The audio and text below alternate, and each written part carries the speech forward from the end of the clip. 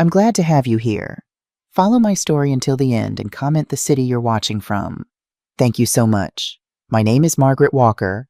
I'm 71 years old, a retired hospitality executive, and mother to one daughter, Isabella. For most of my life, I stayed behind the scenes. I never needed applause or craved attention.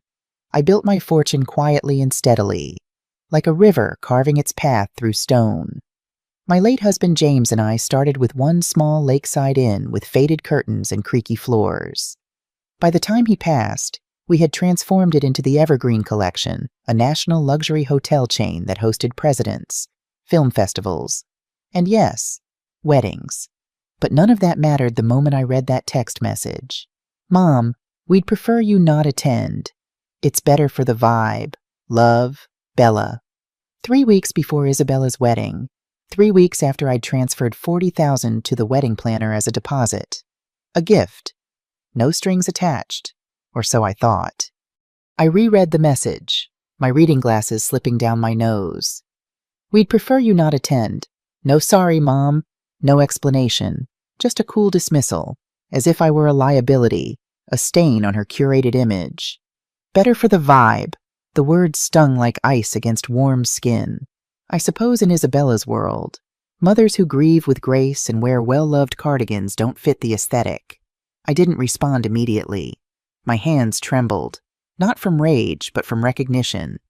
It had been coming for years, the way she'd speak over me at family dinners, the way her fiancé, Lucas, called me Maggie instead of Mom or Mrs. Walker, though I never gave permission. The silence when I mentioned bringing grandmother's sapphire earrings for the wedding heirlooms passed down 3 generations. They wanted my money, not my presents. Later that afternoon, my phone rang. It was Olivia Dawson, the wedding planner. Her voice was upbeat, professional, as if everything was perfectly in order. Hi, Mrs. Walker, just confirming the $40,000 deposit has been received. The couple has decided to upgrade the venue to accommodate a live jazz band. Super exciting. I sat completely still in my kitchen. My hand brushed against the old china teacup beside me, cracked along the handle. James once told me, "Some things break beautifully. Maggie, they hold more because they've already endured." I inhaled slowly and then I said, "Actually, cancel everything." There was a pause on the other end of the line.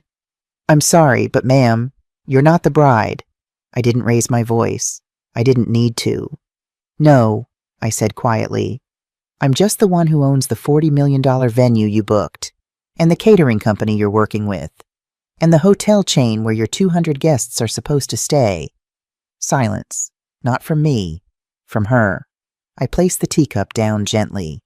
There was a chip in the rim. Isabella used to drink hot chocolate from it as a child, curled in my lap after school, telling me how the kids on the bus teased her for wearing thrifted clothes. Back then, I told her, people don't have to see your value for it to exist. I should have told that to myself, too. She was my only child. I built everything with her in mind. And still, she saw me as someone to cut from the photo. Better for the vibe. Maybe that was true. But maybe the vibe needed a reminder that without the foundation, there is no house. Without the roots, there is no bloom. And without the quiet woman they were trying to erase, there would be no wedding at all. I didn't text her back. I didn't argue. I simply sat there, one hand resting on the old cracked teacup. A mother, a woman, an owner. And for the first time in a very long time, I felt calm and complete. After I hung up the call with the wedding planner, I didn't cry. Instead, I stood up, walked over to the antique chest by the fireplace, and pulled out the old photo album James and I had filled during our early years.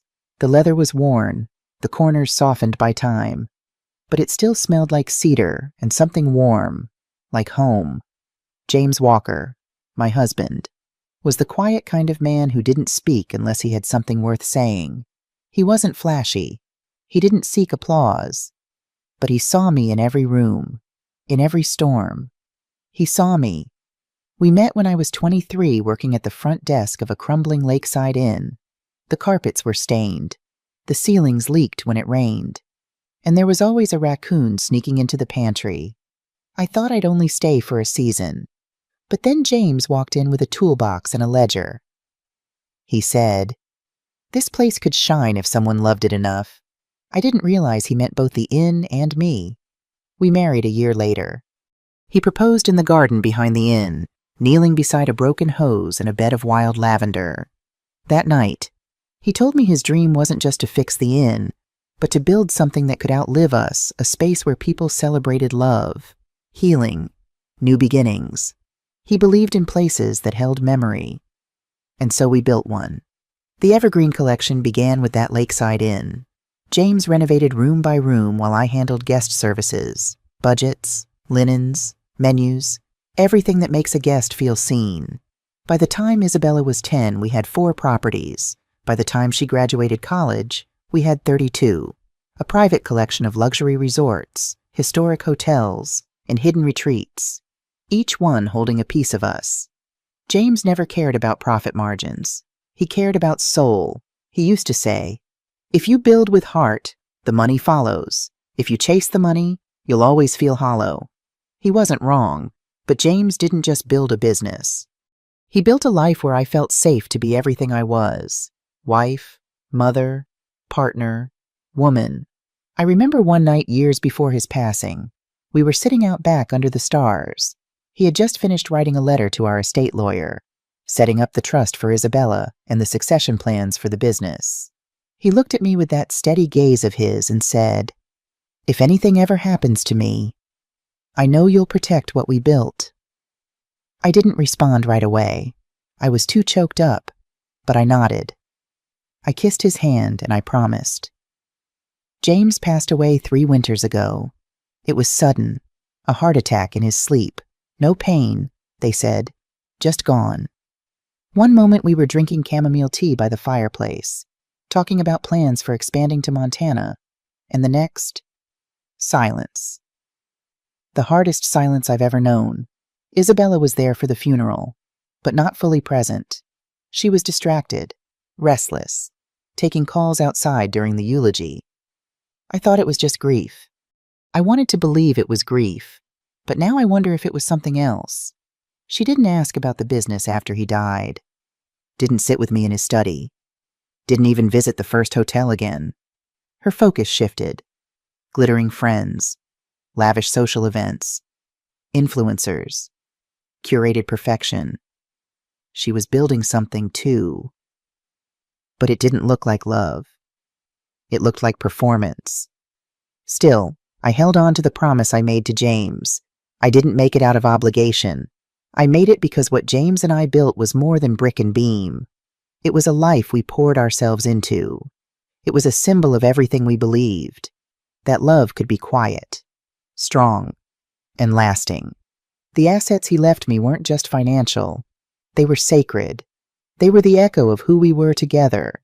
So I kept everything in my name. Not out of fear, out of respect, out of love. Isabella never asked. She assumed, and I never corrected her. Maybe that was my mistake. Or maybe it was my quiet way of keeping the promise, letting the story unfold until the truth needed to speak for itself. And now, standing in front of that old album, I whispered to James, "I'll protect it. Love. Not because it's worth millions, but because it was made with love." I ran my hand over the first photo of us, young, wild-eyed, covered in paint and dust in front of that first inn. We looked ridiculous and radiant. That night, I slept beside the fireplace. No TV, no lights, just the warmth of old wood, the scent of lavender, and a heart full of memory. Tomorrow, I'd call the lawyers, but tonight, I held the legacy. The next morning, I poured myself a cup of tea chamomile, like James always made for me. I didn't even think. I just reached for the same blend, same teacup, same chipped saucer with the little blue flowers, the same one I'd used for over 20 years. The handle had a crack in it, barely visible unless you knew where to look. I stared at it for a long time. There's something about a cracked teacup. You know it's fragile, but it still holds warmth, still carries the scent of comfort, still does what it was made to do, even when no one notices the damage. I held it in my hands like it might whisper something back. I wasn't crying. I didn't feel dramatic. I just felt hollow. It wasn't about the wedding. It wasn't even about not being invited. It was about the quiet erasure, the slow, polite dismissal, the text message that didn't say, "I hate you," but instead said, "It's better for the vibe," as if I was a blemish, as if the woman who had birthed her, raised her, sacrificed sleep and health and youth for her was now just bad energy to be removed like a weed before a garden party. I brought the cup to my lips but didn't sip. My hands were steady, but something inside me trembled. Not in anger, not in fear, in grief. Because I suddenly realized my daughter had stopped seeing me. Not as a mother, not as a woman, not even as a person. She had made a decision about me without speaking to me. She had rewritten the role I was allowed to play in her life. And she did it through a message I had to reread 3 times to make sure I wasn't misinterpreting it. But I wasn't. She didn't want me there. Not because she hated me, but because I simply didn't fit. And that somehow cut deeper. I looked down at the teacup again. Its crack ran along the curve of the handle, thin as a spider's thread, invisible unless held up to the light. How many times had I nearly thrown it out? How many times had I kept it simply because it was mine? Because it had held so many quiet mornings, so many conversations, so many memories. Just like I had held her. I remember when Isabella was 10 and caught the flu the night before her school recital. She was pale, fevered, wrapped in 3 blankets, and still insisted she wanted to go on stage. I sat beside her all night, cold washcloth on her forehead, whispering lullabies between thermometer checks. She never made it to the recital, but that night, she whispered, "Thank you for not leaving." Another night, years later, a snowstorm hit while she was at college. The campus shut down, roads were closed, and yet I drove 4 hours just to bring her a thermos of soup and extra blankets. When I arrived, the dormitory steps were covered in snow, knee-high. No one had shoveled, so I did, with bare hands and a borrowed broom. She peeked out the window and cried when she saw me. We laughed about it for weeks. I was always the person who showed up, not because I had to, because love demands presence, not perfection. And now I was being uninvited. My daughter, my only child, had reduced me to a disruption, an inconvenient truth, a woman with too many wrinkles for her aesthetic, too much history for her curated crowd. And what hurt most wasn't the exclusion. It was the implication that who I was and what I had been to her no longer mattered. I looked back at the teacup, its quiet resilience, the way it still held the warmth even with the crack. I wondered if that's what I'd become. Something useful once, something warm still, but something too old, too flawed, too unfitting for display. I set the cup down carefully like I was setting down a piece of myself, and for the first time in my life, I asked a question I had never dared whisper even in the darkest moments of motherhood. Do I have to choose between self-respect and being her mother? The answer didn't come right away. Only the quiet did, and the warmth fading from the tea I never drank. I set the teacup down. The house was too quiet. Even the refrigerator hum felt loud. I stood up, walked to the drawer in James's study, and opened it slowly, like muscle memory guiding me. Not thought. There it was. His pen. Not just any pen. A black Mont Blanc fountain pen, gold-trimmed, heavy, and smooth. A gift from our 20th anniversary. He used it to sign every major deal, every letter of intent, every final contract. And when he passed, I tucked it away in the back corner, unable to even look at it. But today, it felt right.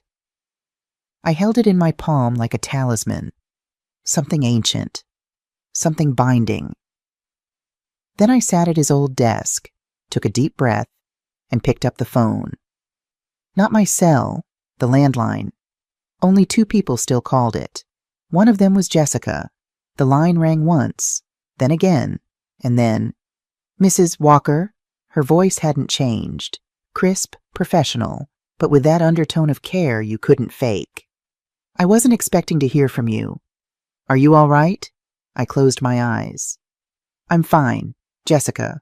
A pause, then softer. What do you need? I breathed in. I need you to pull all the current contracts related to Edenrise Estate, Dalton Suites, and the Evergreen Table Catering Division. Silence. Jessica was sharp, always had been. She didn't need a reason to act, but she always needed to know why. I'm assuming this isn't a routine audit, she said carefully. It's not? Then can I ask? I just want to take back what I gave. I said simply. Jessica didn't ask anything further. That was what I trusted her for. In all the years working beside James, she'd never once broken a confidence. She knew when to speak and when not to. I'll have the files ready within the hour, she said. Thank you. I need cancellation orders drafted. Nothing by email. Everything in print. On letterhead. Understood. And Jessica. Yes. I'll be in the city by 4. Set the meeting for 5. I want to sign everything in person. Another pause. Will you be bringing your daughter? I smiled.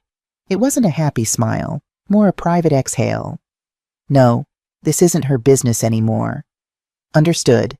I hung up, still holding James's pen. It was heavier than I remembered. Or maybe I was just older. Maybe I felt the weight of what I was about to do. And yet, not a single part of me hesitated.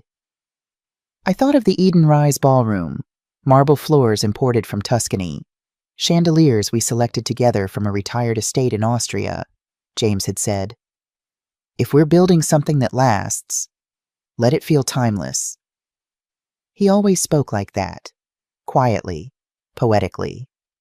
He built those properties not for flash, but for legacy, for family, for milestones, for the people we loved. And now those very walls were going to host a wedding I wasn't allowed to witness. The thought didn't make me cry anymore. It made me certain.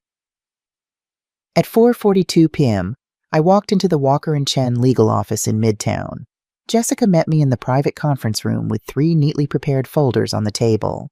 She had her laptop open, but everything else was old school. Hard copies, ink pads, wax seals, just the way James preferred it. She slid the first folder toward me. Edenrise Estate, initial deposit paid. Final balance pending. Still within cancellation window. The second folder.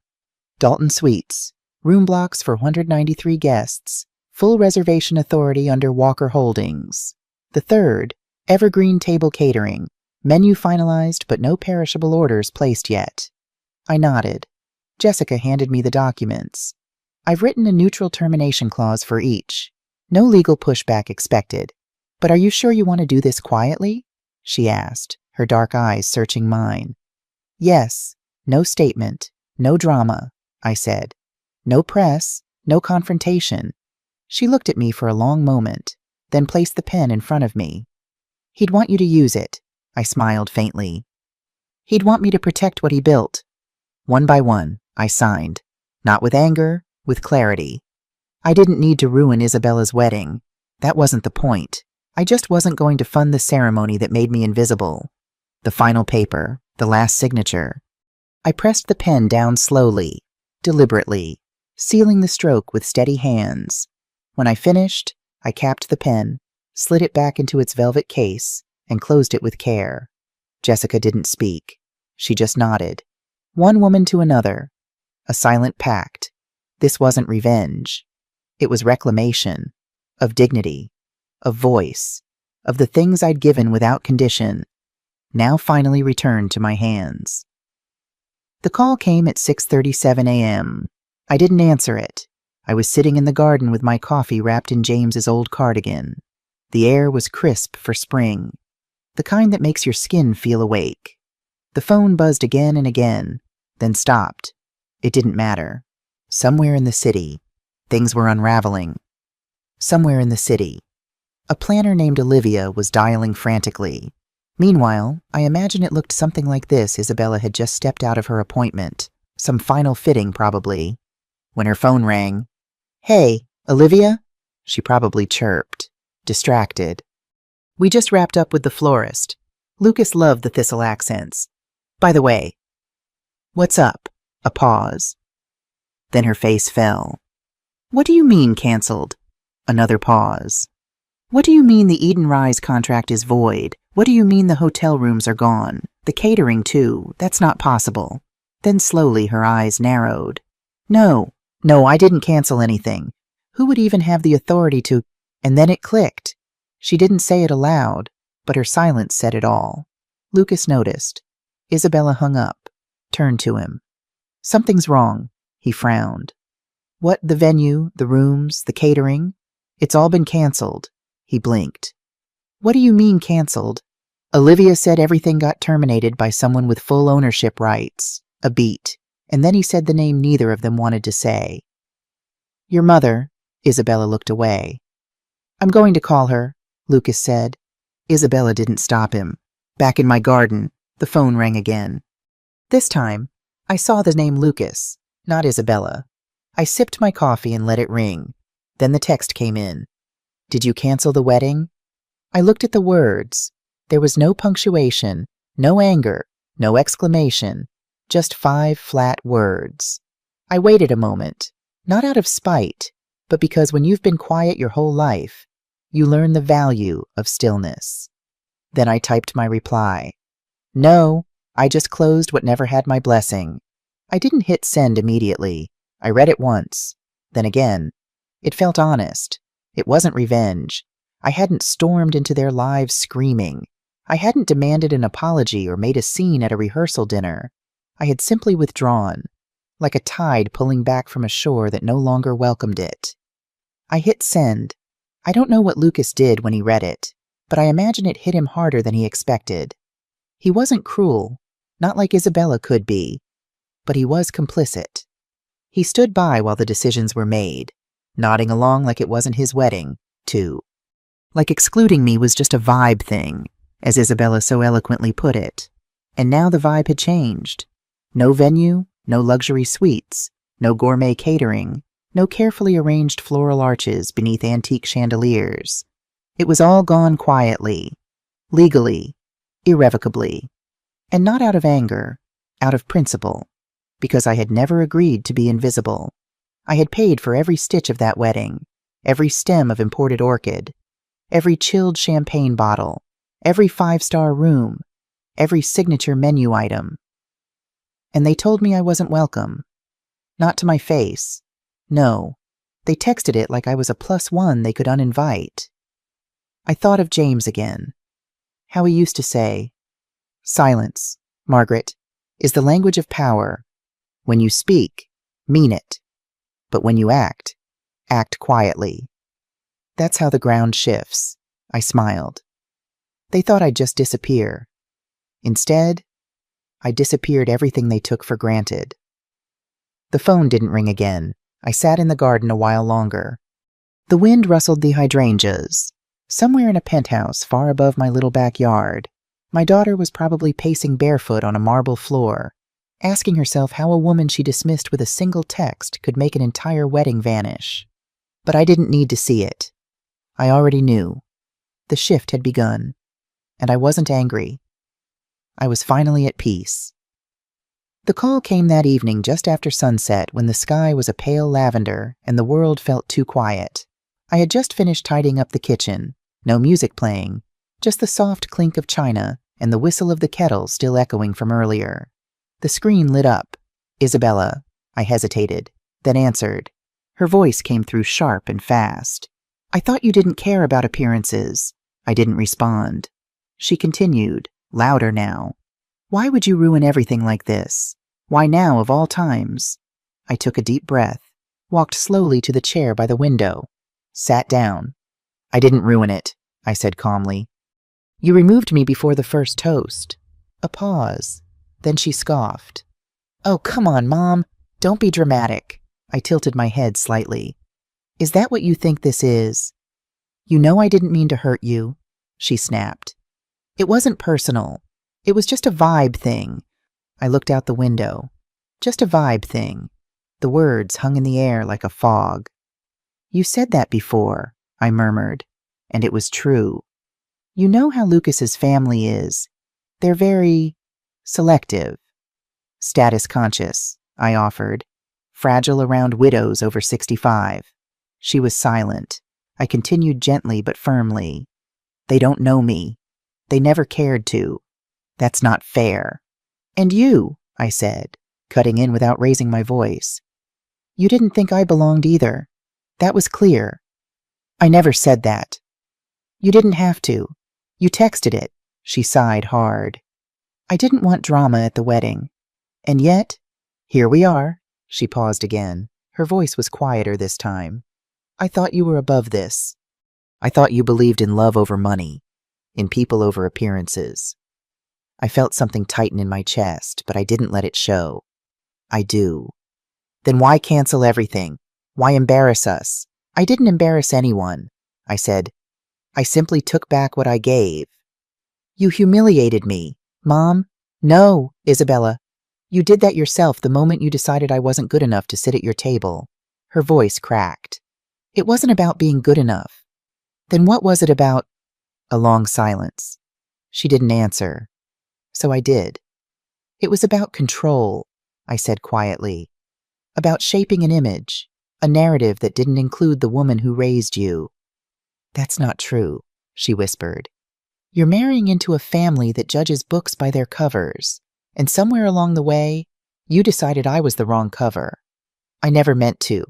Don't say you didn't mean to, Isabella. You meant to. You chose it. And choices have weight. More silence. I heard a shaky breath on the other end. Then she said, almost pleading, So you're really pulling the plug on everything? I already did, I replied. But it's all happening in 2 weeks. Then you have 2 weeks, I replied. To figure out how much a vibe is worth. She didn't speak, so I delivered the final line I had carried with me since her message that first day. If it's just a vibe thing, Isabella, then let the vibe pay for it. Her breath caught like she wanted to say something, lash out, apologize, defend herself, but couldn't find the words.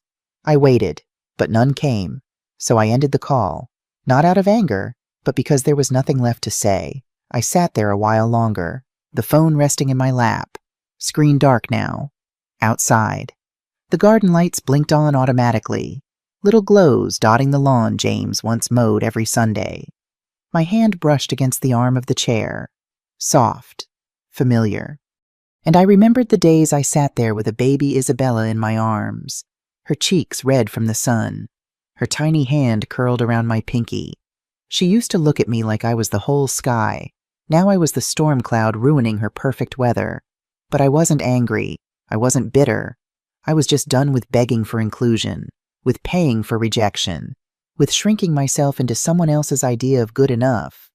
Isabella would figure things out, or she wouldn't. Either way, I had spoken my truth, and I had spoken it in the calmest, clearest way I knew how. Not with shouting, but with silence and one decisive act. I remember the first time I met Victoria Stewart, Lucas's mother. It was the engagement party, a sunny afternoon at a rented vineyard just outside Napa, the kind of event where even the napkins had calligraphy and the water had lemon slices curled like commas. Isabella wore a pale pink dress. She glowed, radiant and nervous, whispering with the caterers and checking the florals twice over. She'd wanted the day to be perfect. I'd worn a navy blue suit dress, modest, pressed, respectful. The pearls James gave me on our 30th anniversary hung at my neck, a nod to dignity. I was walking toward the main table with a tray of hand-folded place cards. Isabella had asked me to help when I saw her. Victoria Stewart, tall, thin, dripping in gold and beige, and an air of something sharp behind the smile. She spotted me from across the courtyard and didn't smile. Instead, she walked directly toward me, heels clicking like punctuation marks on the cobblestones.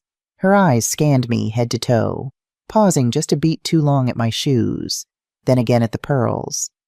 You must be Isabella's mother, she said flatly. I nodded. Yes, I'm Margaret. She extended a hand, limp and cool. I shook it politely. Then came the sentence. You're more traditional than I expected. Just like that. No smile, No elaboration, just an appraisal wrapped in velvet and vinegar. I blinked once. Is that so? She shrugged. Well, Isabella's always been full of surprises. I looked at her for a long moment, not because I didn't understand, but because I understood all too well. It wasn't what she said. It was how she said it. That tone, that glance. She saw me not as a guest, not as a mother of the bride-to-be, but as an element to manage, a box to tick. I was the woman who raised Isabella. Yes, but I wasn't their kind of woman. That much was clear. The rest of the conversation, if you could call it that, was a blur of polite phrases and passive silences. I excused myself after a few minutes, finding an empty chair near the hydrangeas, and I watched. I watched her float through the party, greeting the right people with familiarity and holding her wine glass like it was part of her lineage. I watched Lucas speak softly to her, deferential, even as he smiled at Isabella across the lawn. And I watched Isabella, my daughter, watch her. That was the moment I felt something shift, a cold little whisper somewhere inside. Be careful. This isn't your home turf anymore. Still, I told myself not to be paranoid. Lucas seemed kind enough, a bit distant with me, but never rude, and Isabella was happy. Nervous, yes, but happy in love. So I tucked it all away, the gaze, the comment, the feeling of being measured and found. Unnecessary. I smiled through the toasts, the speeches, the little paper lanterns strung through the trees. I clapped as they cut the cake, kissed cheeks, thanked the planners. But that sentence, "You're more traditional than I expected," followed me home that night like perfume clinging to my coat. Now, sitting here weeks after the fallout, I can see it clearly. I wasn't the only one being studied at that party. Isabella was being watched, too. I don't know exactly when the shift began, but I saw the signs, the subtle changes in how she spoke, the language of detachment, the sudden preoccupation with image. At first, I thought it was just wedding stress, but it wasn't. It was influence. It was absorption. I should have spoken up then, asked the questions, laid down the boundaries, but I didn't want to be the mother who meddled. I didn't want to lose her before she even walked down the aisle. And deep down, I didn't believe, couldn't fathom that she'd ever let someone else's values outrank what we'd built together. I never imagined that one day she'd look at me, the woman who raised her, fought for her, built her life around her, and decide I wasn't the right vibe, that I was too traditional, just like Victoria saw me, like a relic, a placeholder, a charming but obsolete accessory to be left off the guest list. I see it now. I wasn't just dealing with one bride. I was up against a whole dynasty of curated appearances and calculated elegance. And my daughter, my Isabella, had joined them, willingly or not. But what they didn't know was that tradition runs deeper than etiquette. It holds memory. It holds power. And it holds the receipts. The call came in late afternoon. My phone vibrated twice before I picked it up. "Mrs. Walker, this is Lucas Stewart." His voice sounded strained, different than the confident tone I'd come to expect. I sat at the kitchen counter, silent for a moment.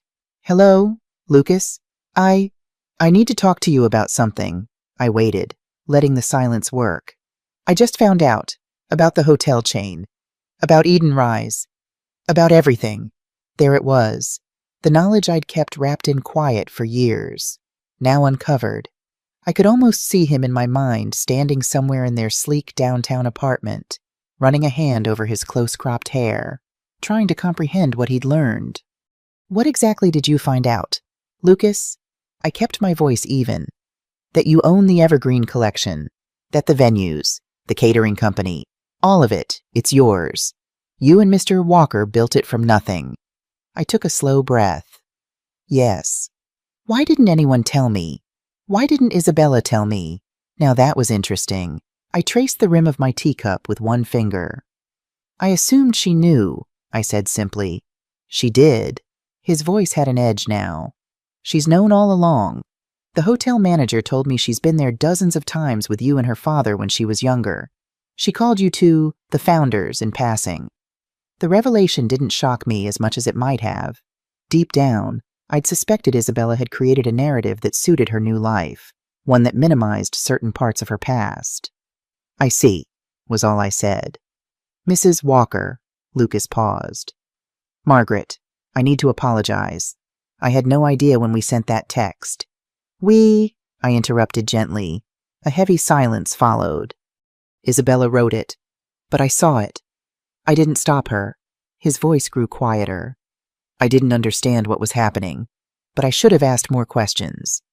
The honesty was unexpected. I looked out the window at the garden James had planted, the roses just beginning to bloom. "Why are you calling me? Lucas?" "Because I don't know who my fiancé is anymore."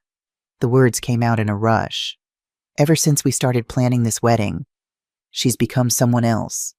Someone obsessed with appearances, with impressing my family, with creating this perfect image. And you're just noticing this now." He was quiet for a moment. "I thought it was wedding stress. I thought she was just trying to make everyone happy, including your mother." Another pause. "Especially my mother." I closed my eyes briefly. "Your mother made it very clear what she thought of me at the engagement party." "What did she say to you?" His voice tensed. "It wasn't what she said as much as how she said it.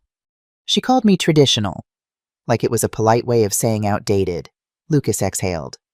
"That sounds like her." I didn't say anything then because I didn't want to cause problems. But maybe silence wasn't the right answer. "No," he said quietly. "Maybe it wasn't." We both sat with that for a moment.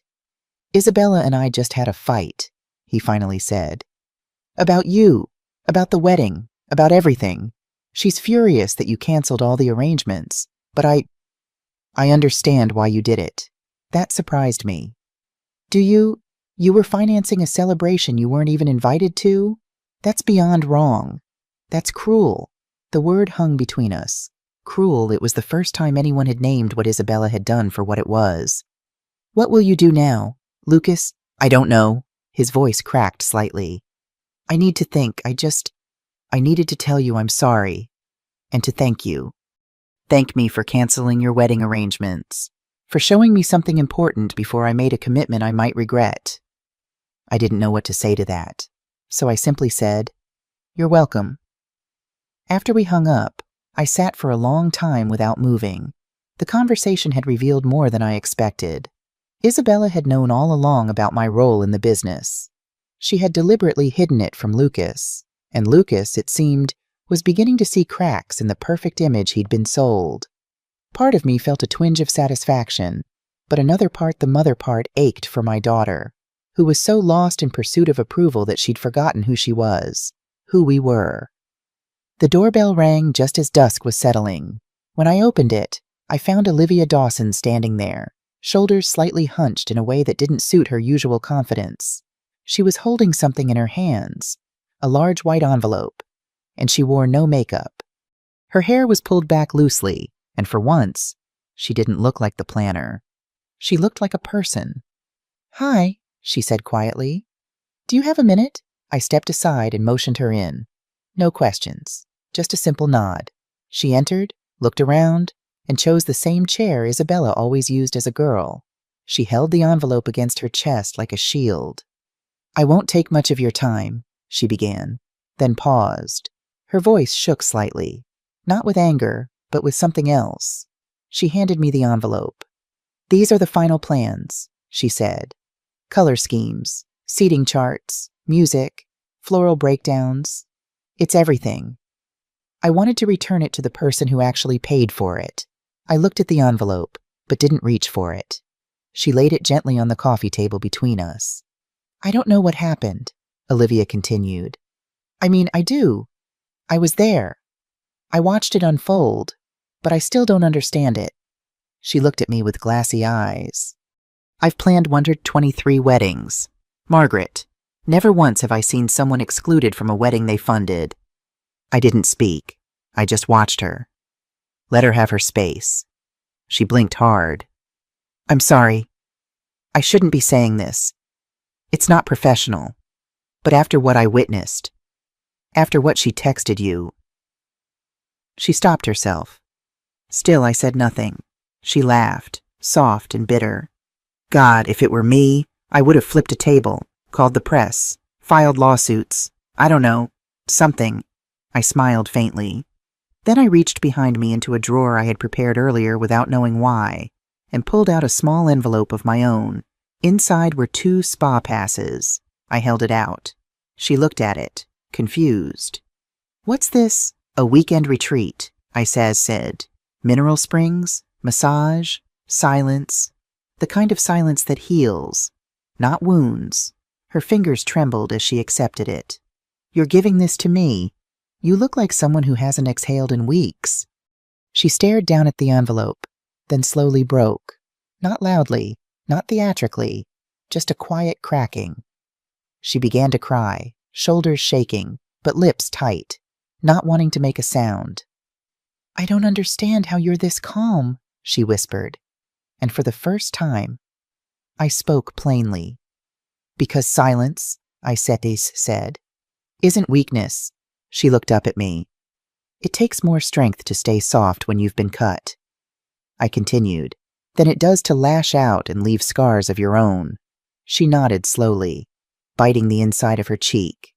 I thought, she said, when Isabella sent that text, that you'd burn it all down. You could have. You still could.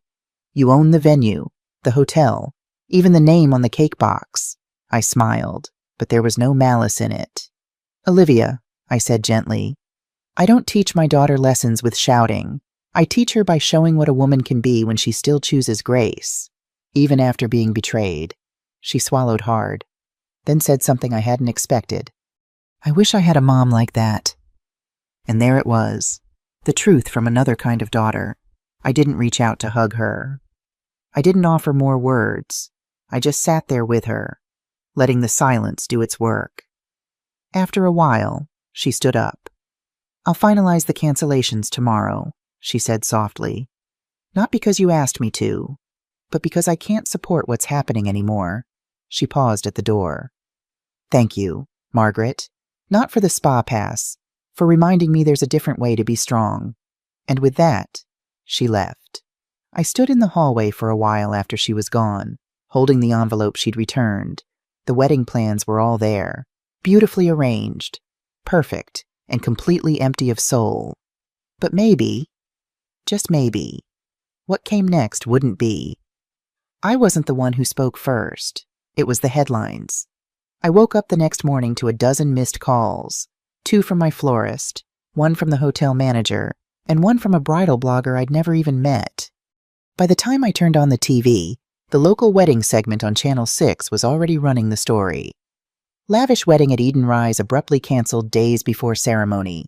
The screen flashed images of the venue now quiet. No lights strung, no linens draped, no champagne chilling. Just a confused delivery man standing outside with 4 crates of ivory roses. I didn't say a word. I just sipped my tea. They cut to a segment from a small bridal influencer's live stream.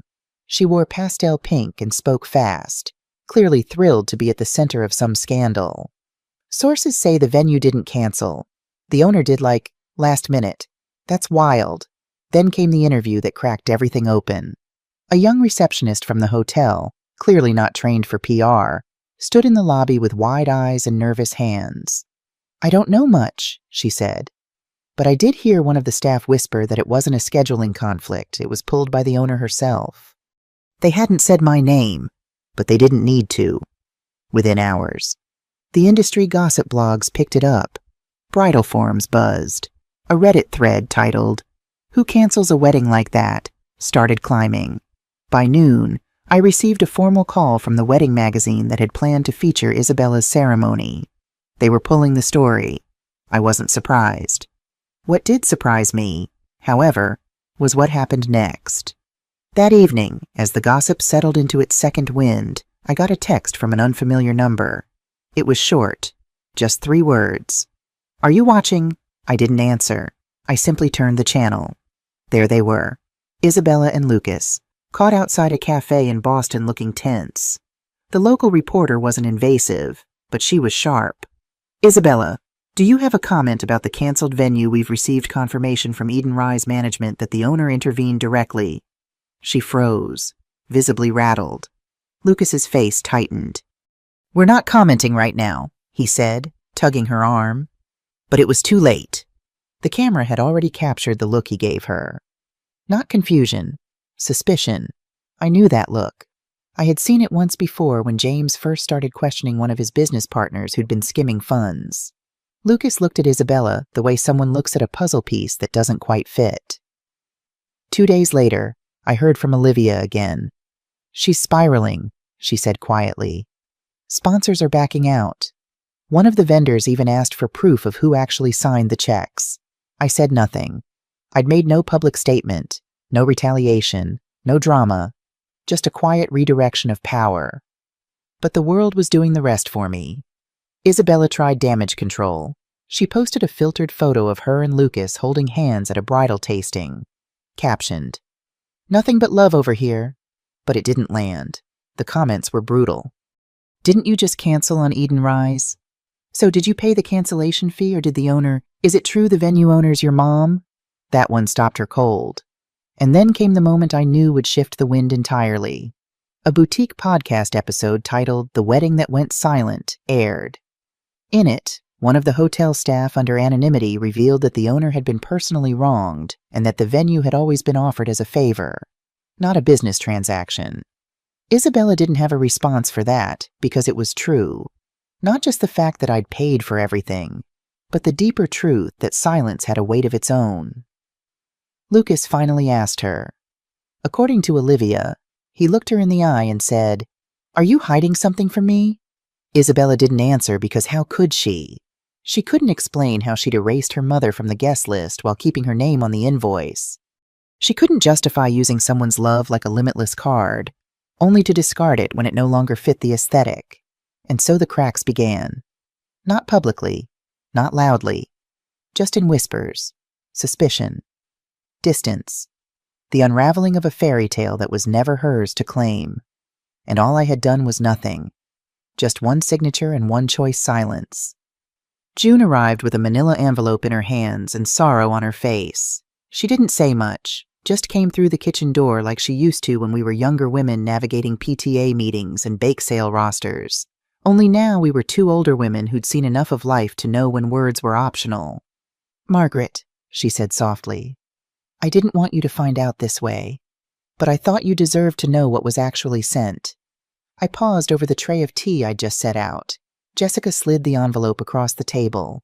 Inside was a printout, an email from Isabella. The subject line was short, almost clinical. "Final venue note important." I felt my breath still. Jessica didn't speak. She just let the silence stretch while I unfolded the single sheet. The text was brief, no more than a paragraph. "Dear Miss Dawson, for the sake of keeping our event elegant and free of emotional stress, I kindly ask that my mother, Margaret Walker, not be included in the guest list or permitted at the venue. Her presence would be disruptive. Thank you for your understanding. Isabella." That word, disruptive. It sat on the page like a wound dressed in pearls. I didn't react right away. My hand simply lowered the page to the table, fingers trembling only slightly as I placed it beside the framed photo of James and me on our wedding day. He looked so proud in that picture. Young, steady. I remember that moment. He had just whispered, "You don't look real, Maggie. You look like something out of heaven." Now, I was the one who didn't feel real. I stared at the email, then the photo, and back again. Two versions of womanhood collided on that wooden surface. One adorned in white lace, held by love. The other labeled a disruption to be excluded from her own daughter's joy. "She sent that to the planner directly," Jessica whispered. I found it in the forwarded chain. No hesitation in her tone. Just cold. Cold. Yes, that was the word. Isabella hadn't yelled at me. She hadn't even argued. There was no big scene, no slammed doors, no tearful confrontation. Just a sentence in an email. One that banished me with bureaucratic politeness. I reached over and adjusted the photo frame slightly. It was off-center. James hated when things looked off balance. I could almost hear him now. Set it right, Maggie. Even the little things matter. Jessica gently touched my hand. I'm sorry, she said. You don't deserve this. I gave her a small smile, but it didn't reach my eyes. It's not about deserving, Jessica. It's about clarity. She looked confused. I clarified, more to myself than to her. All this time, I thought she just needed space or that maybe I'd said the wrong thing somewhere. Mothers always second guess. But this, I tapped the paper lightly. This wasn't a miscommunication. This was a choice, a deliberate exclusion. I stood and walked toward the shelf where James's old cufflinks sat in a velvet box. I opened it even though I didn't need anything inside. I just needed to open something, to do something, to not sit still. Because sitting still meant acknowledging what was lost. I whispered, I lost my husband. Then my voice caught. And now I've lost my daughter, too. The room was silent, except for the ticking of the antique clock James had restored for our 25th anniversary. Tick, tick, tick. Time doesn't pause for grief. It just continues, indifferent. I turned back toward Jessica, who looked like she wanted to cry for me. I wouldn't let her. Don't, I said gently. Don't grieve for me yet.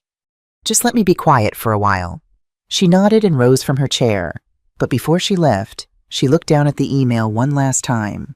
She didn't even capitalize mother, she murmured, almost to herself. I hadn't noticed that, but now I couldn't unsee it. My mother's presence would be disruptive. Not even my mother, just lowercase, as if I were a role to be managed, not a woman to be loved. Jessica left shortly after. I sat alone in the kitchen, the email beside the photo, the tea cold, the silence full of sharp edges. I didn't tear the paper. I didn't scream. I didn't cry. I just placed the printout inside the wedding album Isabella had once begged me to keep safe when she was 16 and planning her dream wedding. I placed it there like a bookmark between who we were and who we had become. It arrived the morning after Jessica brought me the email. A plain envelope, no return address, the kind of paper that felt thin but careful, like it had been folded with both trembling hands and intentional grace. The handwriting was shaky, slanted like vines that had grown wild but still held beauty. The ink smudged in places as if the pen had stopped too long in thought. Inside was a note. Dear Mrs. Walker, you don't know me, but I felt I needed to write. Years ago, your husband gave my son Peter his first job. He was 19 then, unsure of himself, awkward in his own skin. He had dropped out of college, was too ashamed to face his father, and had just about given up when Mr. Walker walked into the diner where I worked. I mentioned my son offhand in passing, just a tired mother's sigh. Your husband listened. That's what I remember most. He listened. The next week, Peter was hired at the local warehouse Mr. Walker owned. No fuss, no handout, just a chance. When your husband passed, we sent a thank you card. We didn't expect a reply, but one came anyway. You wrote back. You told us that James often said, if you can lift someone with one hand and still hold your own life steady with the other, you must. I never forgot that. Warmly, Eileen Murphy. I read the letter twice, then a third time. The words weren't dramatic. There was no punch, no twist, no anger, no grand reveal, just remembrance. I sat down slowly at the kitchen table. The letter trembled in my hands. Not from fear, not from anger, but from something gentler, something heavier, grief. Maybe, or its cousin. Grace.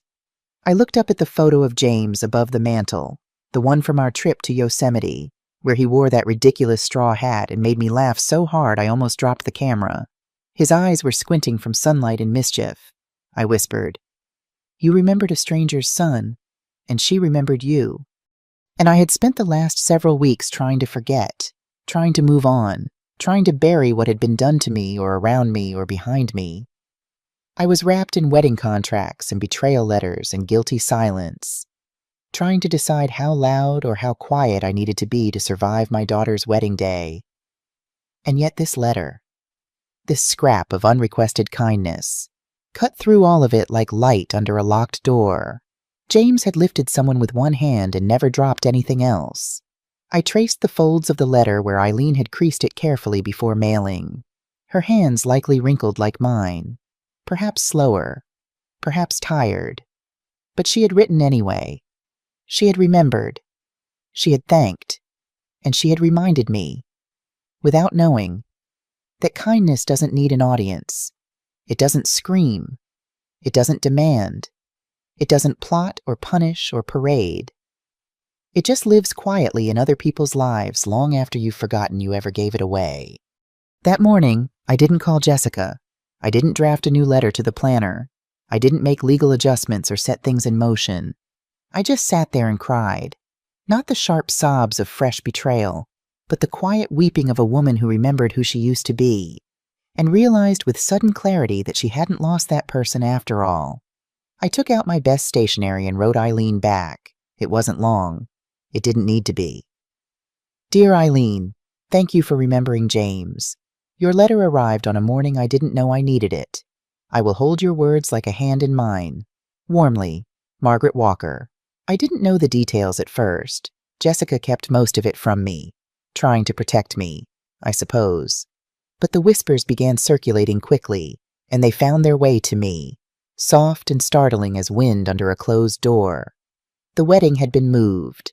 That was the first headline on the small-town wedding blog.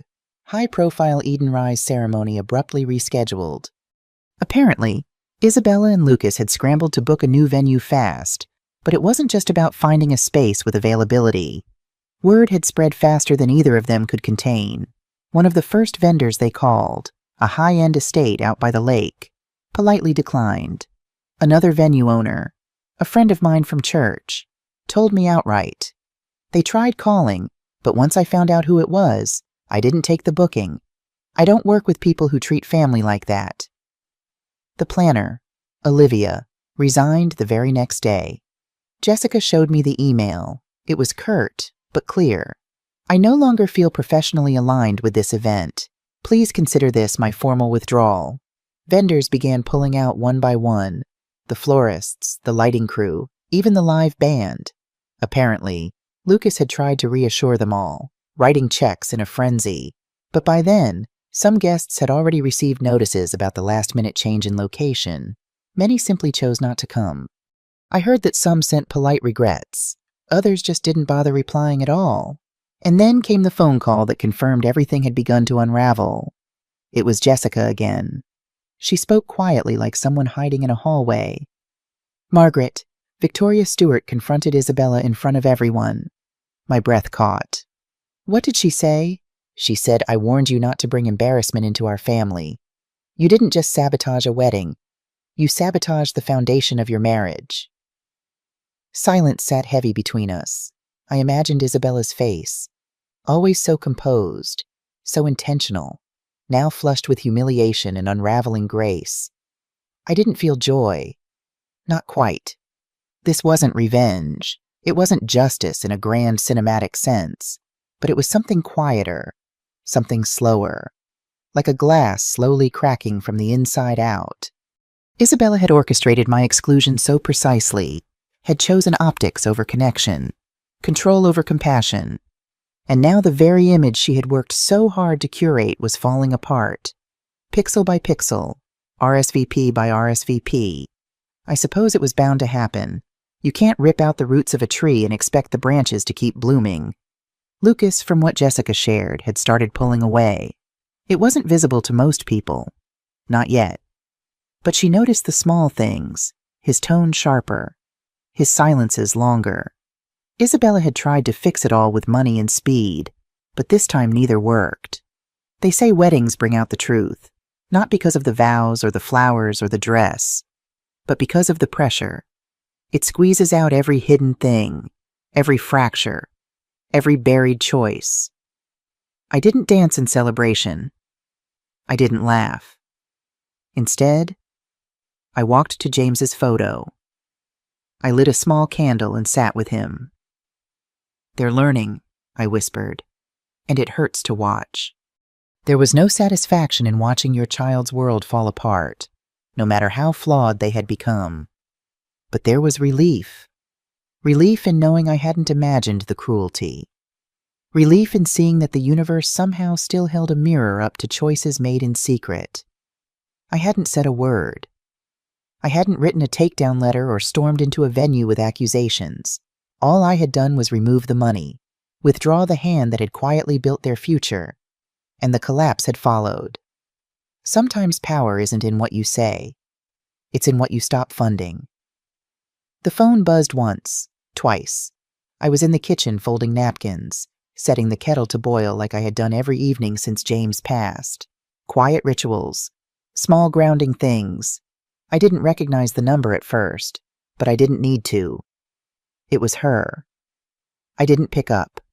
Instead, I let it ring, watched it blink out, and a moment later, the voicemail icon lit up. I didn't open it right away. I made my tea first. Chamomile with a touch of honey, the way James used to like it. The scent filled the air, warm and familiar. My hands moved without thought, steady, deliberate. Then I sat at the old oak table, the one with James's initials carved faintly on the bottom corner. I tapped the voicemail icon and pressed play.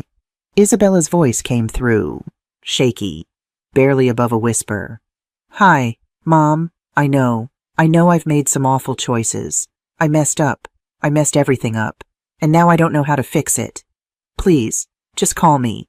Please." There was a pause. Then her voice cracked like thin ice. "I need you." The message ended and I just sat there. I didn't cry. I didn't rage.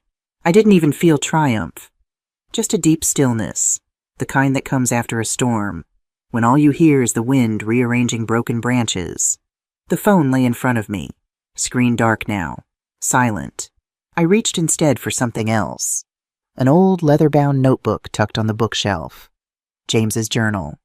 He had started it after his second heart attack, filling its pages with half-formed thoughts. Letters he never sent. Memories too heavy to carry out loud. I flipped through the worn pages, fingers trailing the faded ink until I landed on something underlined. Forgiveness isn't forgetting. It's choosing peace when you could choose war. I read it again and again. He had written it after Isabella's first real rebellion years ago, when she dropped out of college to move in with a man 10 years older who treated her like an accessory. We had begged her to reconsider. She didn't, and when it all fell apart, she came back home smaller somehow, but proud. James had made her tea that night. No lecture. No "I told you so."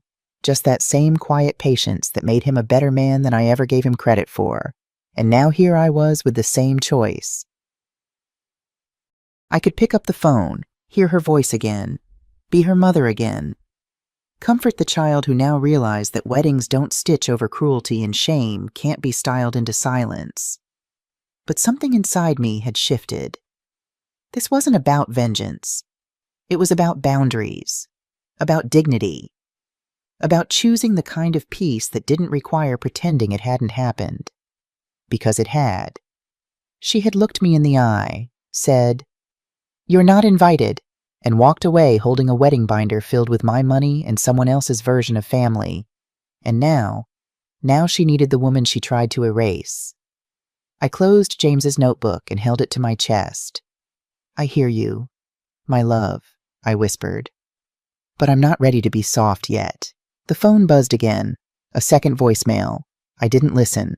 I stood up, carried my cup of tea to the porch, and sat beneath the fading light of the evening sky. Birdsong floated in the distance. A breeze rustled the azaleas. There was no audience here, no drama, just me, a cup of tea, and silence that didn't ache. Let her wait. Let her learn. Sometimes silence isn't cruelty. It's clarity, and tonight, clarity was my gift to myself. I didn't attend the wedding, not in person, not from afar. Still, word traveled back to me like smoke from a dying fire. People talk in small towns, and whispers move faster than music. The ceremony happened, yes, but it was nothing like the spectacle Isabella had envisioned. Nothing like the glossy images in the binder she had carried like a holy book. It took place in a venue no one had heard of, A plain hall on the edge of town that usually hosted retirement banquets and middle school recitals.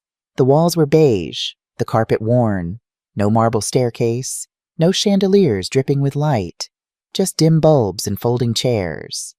Only a third of the guests showed up. Many had already made other plans when the first venue collapsed, and others simply didn't want to be caught in what the blogs were already calling the wedding scandal of the season. Isabella walked down the aisle without flowers in her hand, no bouquet to hide behind. The florist had pulled out days earlier, and no one replaced them. There was no music either.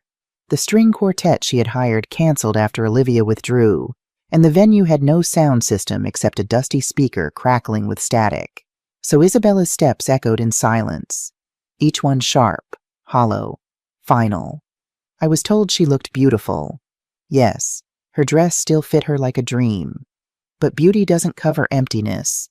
Beauty doesn't fill the silence when no one claps, no one cheers, no one whispers in awe. Lucas stood at the altar waiting, but he didn't smile, not once. His jaw tight, his eyes darting away from hers. There was no warmth, no pride, no sense of triumph in his stance. Just resignation, like a man who had been handed a role he no longer believed in. When Isabella finally reached him, they stood facing each other under an arch made of plastic ivy. Not roses, not orchids. Plastic ivy that drooped at the edges. The officiant spoke quickly. Words rushed as if even he wanted to leave. No one recorded it. No videographer had been hired. No photographer remained on contract. There would be no album to display on coffee tables. No framed picture of the happiest day. Just memory. And not even a tender one. Guests sat stiffly, murmuring among themselves. Some stayed out of politeness, others out of curiosity, but none radiated joy. None leaned forward with tears of happiness. And when the officiant finally said, "You may kiss the bride," Lucas hesitated. Just a beat too long. Just enough for everyone to feel the weight of absence. He kissed her. Yes, but not like a man in love. Like a man fulfilling an obligation.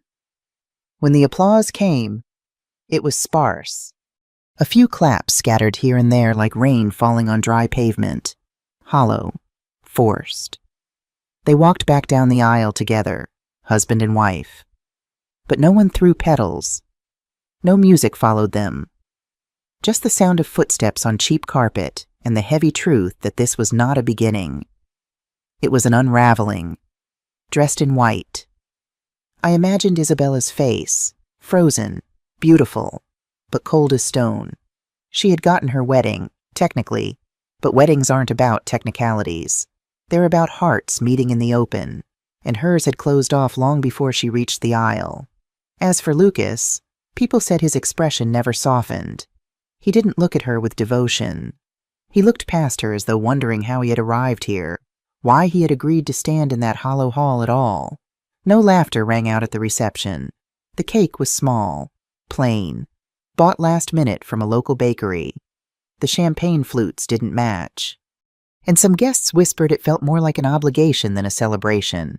No one danced. No one stayed late. And when it was done, the hall emptied quickly. Chairs stacked, crumbs swept.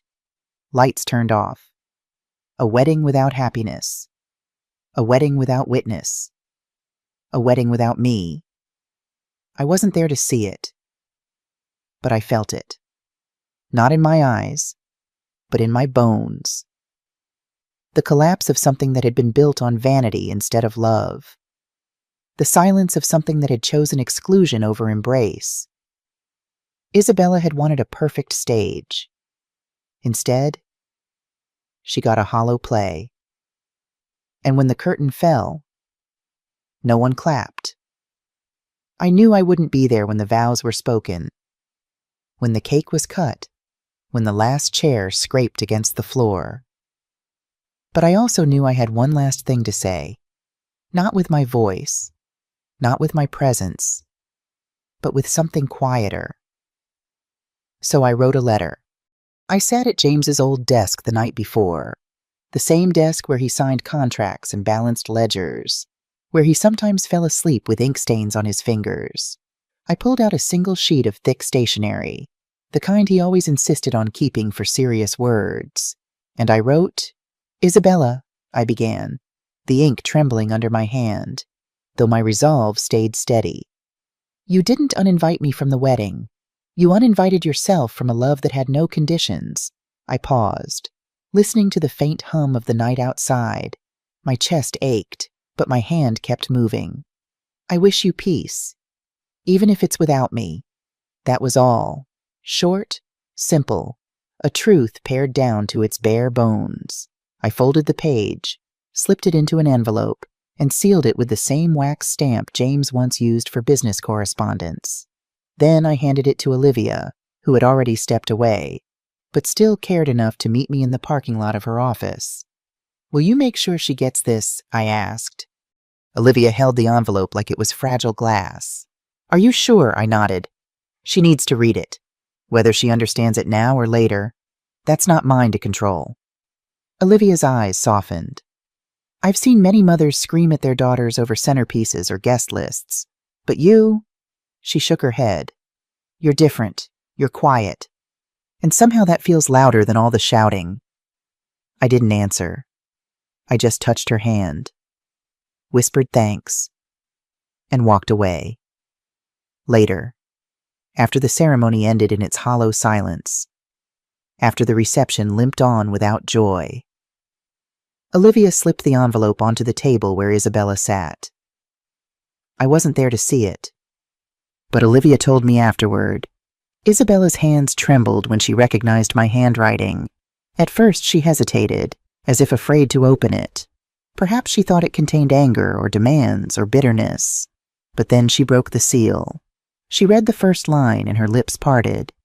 She read the second line and her fingers shook harder. By the time her eyes reached the closing words, the tears came. Not the staged tears of a bride posing for pictures. Not the delicate ones dabbed away with a napkin for effect, but the raw kind. The kind you don't control. Shoulders shaking, breath catching, mascara streaking down a face that had been sculpted to perfection just hours before. Olivia said no one approached her. Lucas looked from across the room, uncertain, but he didn't move. Guests whispered, unsure of what had pierced her composure so suddenly. But Isabella, she sat there clutching that single page as though it weighed more than all the flowers she'd ordered, more than the dress she wore, more than the hall she had tried to fill with borrowed grandeur. And she cried for the first time, truly cried. Maybe she finally understood. Maybe she finally saw that my silence wasn't absence, that my withdrawal wasn't neglect, that the line she had drawn, so sharp and deliberate, had only carved her own isolation. I didn't need to know exactly what she felt in that moment. It wasn't about me anymore. It was about her reckoning with herself, and about me choosing peace when I could have chosen war. That night, while she held my letter, I sat at home with James's journal open in front of me. I ran my fingers over his words again. Forgiveness isn't forgetting. It's choosing peace when you could choose war. I poured myself another cup of tea, breathed in the steam, and let the quiet fill me. I hadn't spoken in months. I hadn't screamed. I hadn't fought. All I had done was step back, withdraw what was mine, and leave behind one page of truth. And that was enough, because sometimes the loudest sound a mother can make is silence wrapped in love. A year passed in small rituals, the whistle of the kettle at dusk, refilling James's fountain pen, and writing single lines in a private ledger. Peace did not arrive all at once. It gathered in layers: winter tea steam, April lilacs, a drawer that no longer ached with unopened voicemails. Evergreen collection ran with a steadier hand. Staff promoted from within. Vendors briefed on dignity clauses. I trained managers to listen before they spoke. I did not call Isabella. On New Year's Day, I wrote one sentence in James's journal: choosing peace is a daily act. In late spring, the mail came early. The truck clattered away. A single postcard waited in the box. No return address. Only a neat hand I knew. On the front, a washed watercolor of a pale horizon. On the back, 6 words above a small square of tape holding a photograph. Her name is Delaney. I thought you should know. I stood by the mailbox and let the sentence land. Delaney. A D name, soft as linen, strong as a door held open. The photograph was 2 by 3, a baby girl bundled in a knitted blanket the color of clouds, a tiny fist against her cheek, eyes wide and clear. Not blue, not green. That sea gray James carried his whole life with a flicker of mischief in the light. My breath changed. Not a gasp, a widening like a window unlocked in a room I had kept shut. I took the postcard inside and put the kettle on. The house held a new silence, not heavy now. I set the photograph on the table and felt its small gravity. She had his eyes. She had my mother's mouth. It felt impossible and exactly right. I wanted to be happy. I wanted to be sad. Both arrived and stood beside me like old companions. Joy for the life beginning. Grief for the year lost to pride and performance. A quiet thread of anger that sat down when the water boiled. I poured tea and read the sentence again. Her name is Delaney. I thought you should know. No apology, no pleas, no invitation. Just a small door left on the latch. I carried the photograph to James's chair and sat. I told him what the card did not say.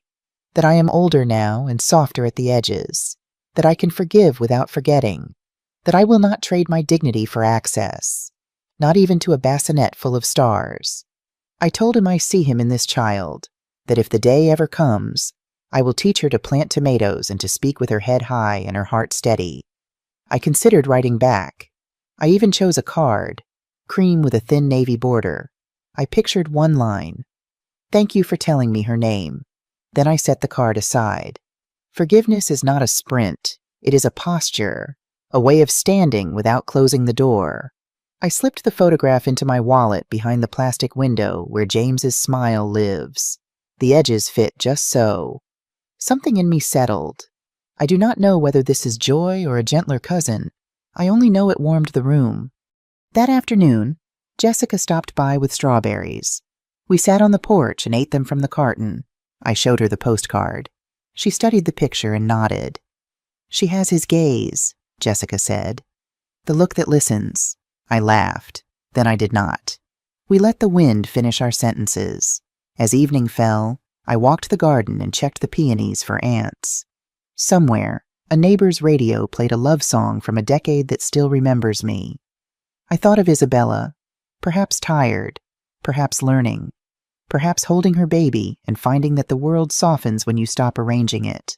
I did not call. I did not text. I stood under the porch light and whispered a blessing into the dark. For the child with a D name. For the mother finding her way. For the man who taught me that love holds steady when pride lets go. Then I went inside and set another place at the table in my mind. I kept the photograph in my wallet. I carried it to the market, to the bank, to the quiet pew on Sunday where I thank the invisible for the visible. Sometimes waiting is not emptiness. Sometimes it is room. I smiled, warm but light. The kettle clicked off. The house exhaled. For the first time in a long time, the future did not sound like a door closing.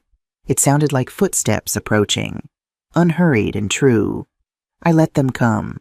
2 months after the postcard arrived, on a Tuesday afternoon when the light slanted soft through the kitchen windows, my phone rang with a number I'd stopped expecting. Mom. Her voice sounded different, lower, less polished, more real.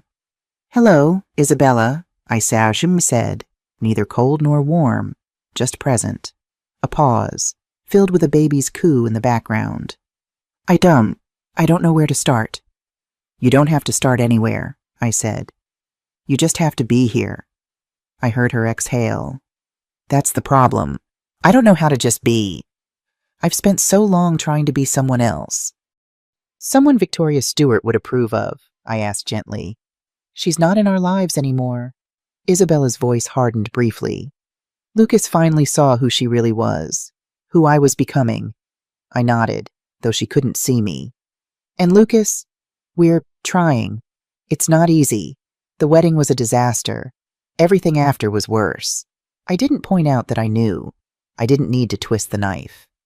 Delaney changed things, she continued. When she was born, when I looked at her, I suddenly understood what you must have felt looking at me. This fierce protectiveness, this determination that no one would ever make her feel less than she is. My throat tightened, but I kept my voice steady. She's beautiful. She has Dad's eyes. Yes. Another pause. I heard her shift the phone. Mom, I need to say this. I was cruel to you. Inexcusably cruel. I can't take it back. I can't explain it away. All I can say is that I'm so deeply sorry. Not because I need something from you, but because it's true. I closed my eyes briefly. The words landed like stones in still water, creating ripples I hadn't expected. Why now, Isabella? I asked, not accusingly, just seeking to understand. Because I'm finally ready to face myself, and because I want Delaney to know her grandmother the real one, not the sanitized version I tried to create to fit someone else's idea of family.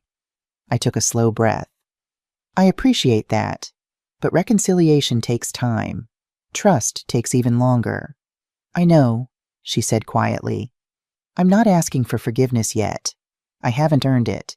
I'm just asking if you'd be willing to meet your granddaughter. No pressure, no timeline. Just when you're ready. I thought of the photograph in my wallet, the tiny face with James's eyes. I'd like that, I said finally. But I need you to understand something. Isabella, I won't diminish myself to fit into your life. Not anymore.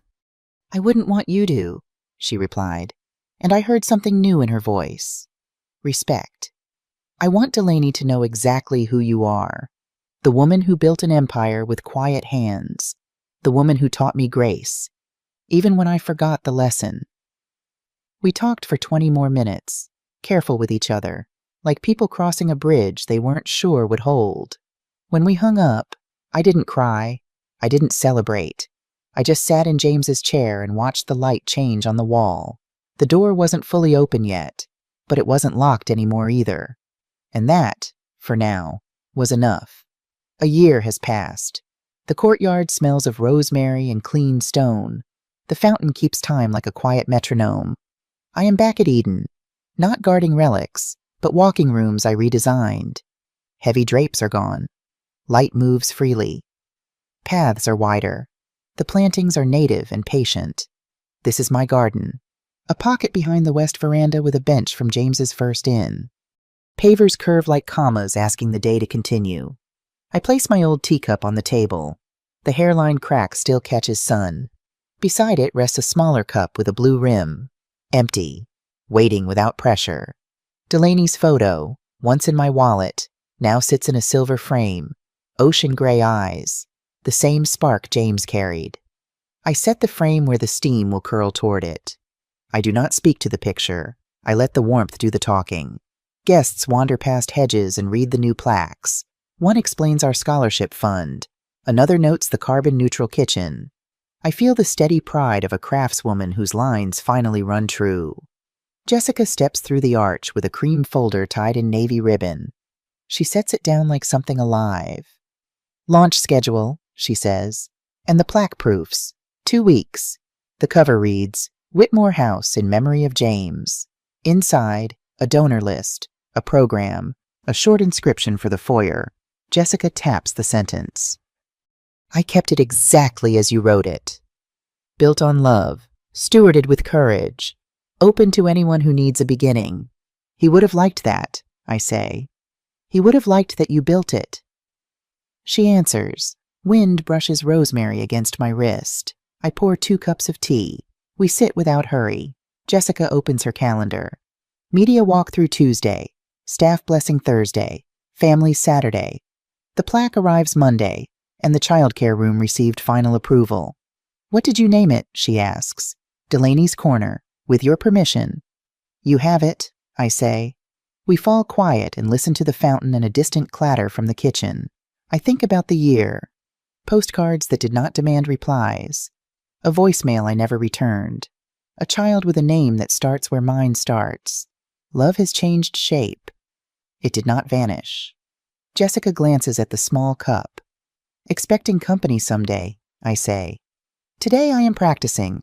She smiles. The staff list is posted. Housekeepers, grounds crew, dishwashers. Then everyone else? You asked for that order. They hold the place together, I answer.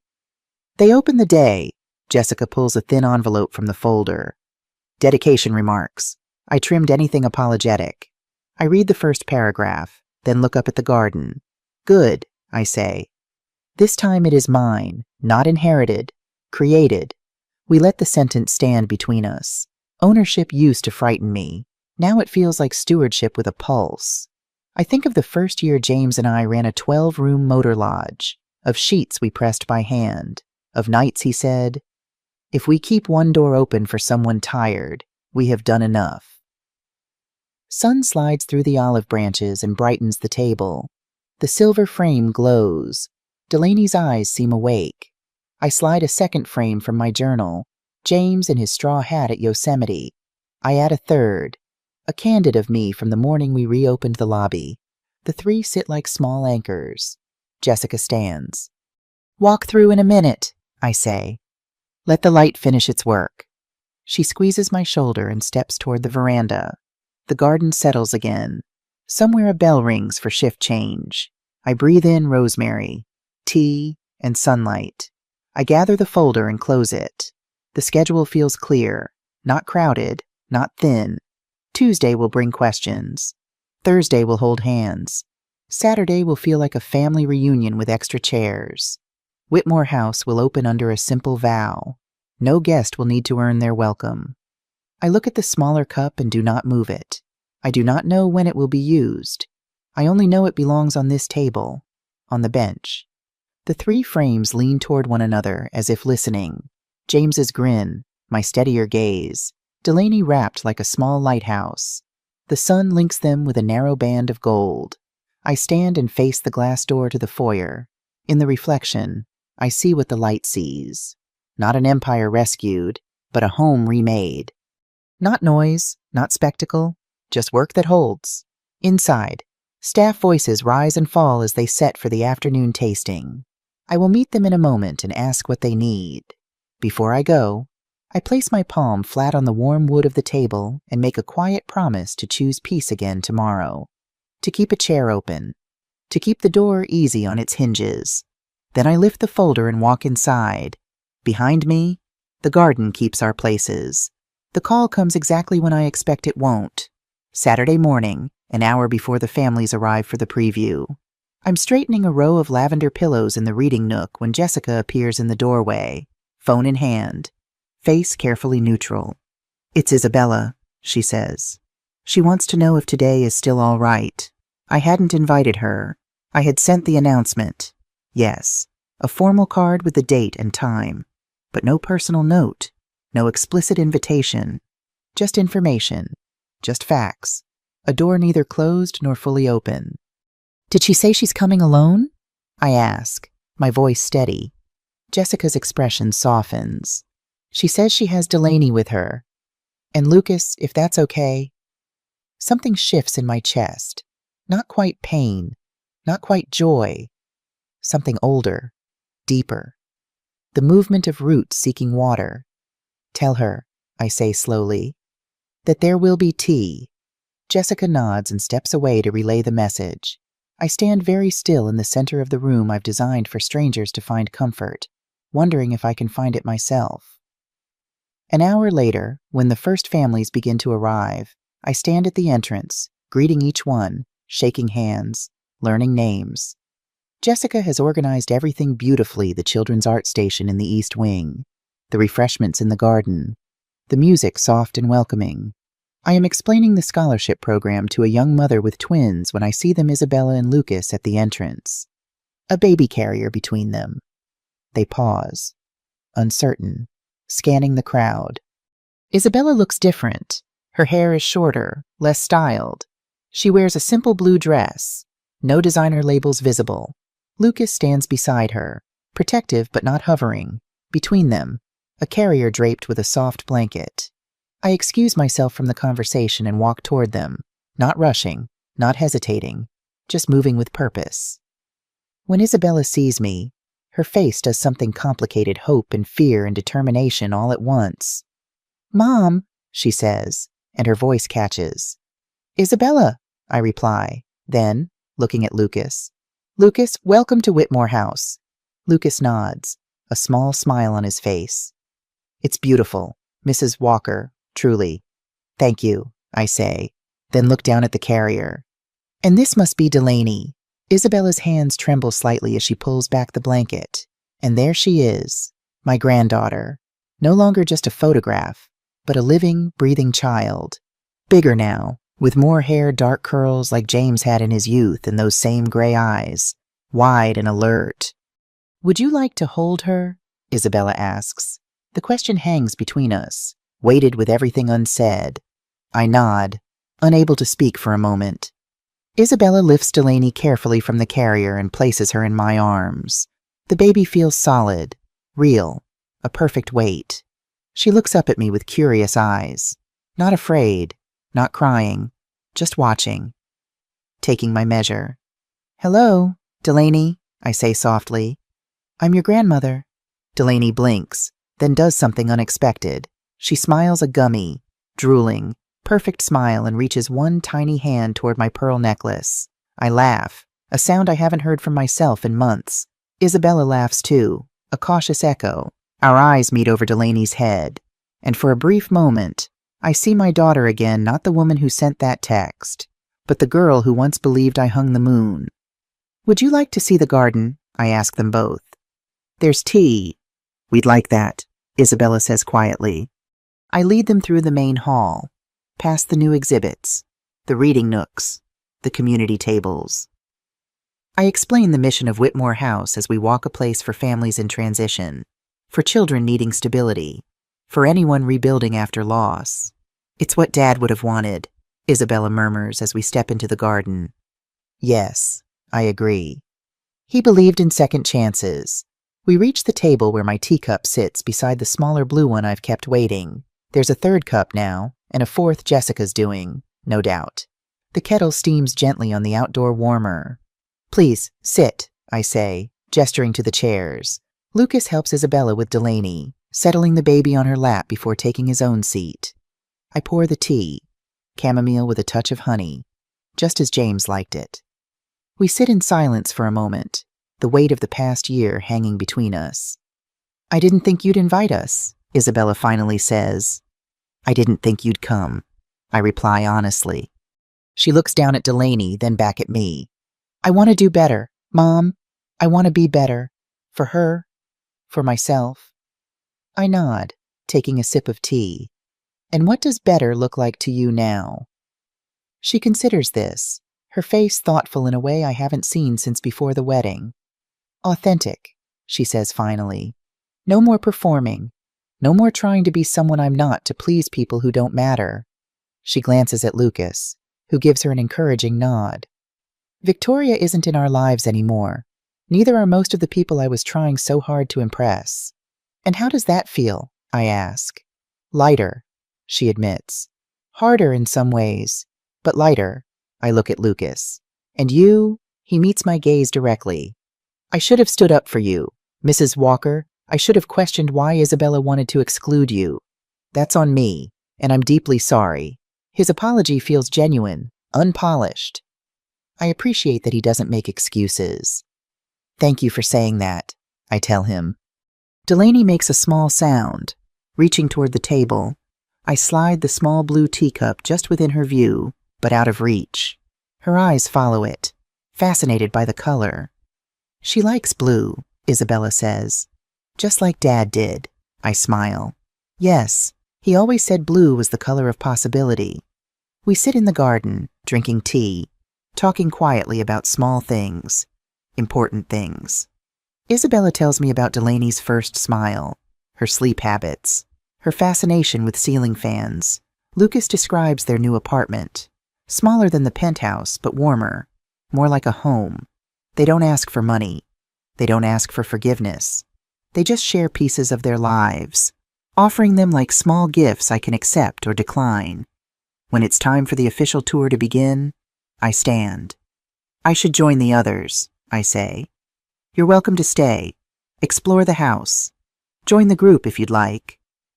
Isabella looks up at me, holding Delaney close. "Mom," she says, her voice careful, measured. "I know we can't go back. I know too much has happened. But I was wondering if maybe we could start again, not as if nothing happened, but from where we are now."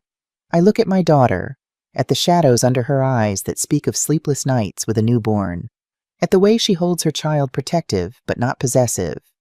I see James in her jawline, in the determined set of her shoulders, and I see myself in the way she waits, patient, not demanding an answer. "I think," I say slowly, "that we already have." I reach out and touch Delaney's soft cheek. The baby grabs my finger, holding it tight. "Next Saturday," I continue. "I usually have breakfast here before the house opens. 8 o'clock? The kitchen makes excellent pancakes." Isabella's eyes fill with tears, but she blinks them back. "We'll be here," she says. I nod and turn to go, but pause after a few steps. Without looking back, I say, "Bring Delaney's favorite blanket. The mornings can be cool." Then I walk toward the gathering crowd, my heart both heavier and lighter than before. Behind me, I hear the soft clink of teacups being gathered, the gentle murmur of my daughter's voice as she speaks to her child, the quiet affirmation of a door not just left ajar, but held open with intention. I join Jessica at the entrance to the main hall. She gives me a questioning look. "They'll be back next Saturday," I tell her. "For breakfast." She smiles, knowing better than to say more. "The first tour is ready whenever you are," she says instead. I straighten my shoulders, adjust my pearls, and step forward to welcome strangers into the house that grief built and peace restored. In my mind, I hear James's voice, clear as if he stood beside me. "Well done, Maggie. Not perfect, but real. That's better." I silently agree. Not perfect, but real, like a teacup with a crack that still holds warmth, like a family finding its way back to each other, one careful step at a time, like love that never truly vanishes, only changes shape. What would you do if you were in my place? Have you ever been through something similar? Comment below.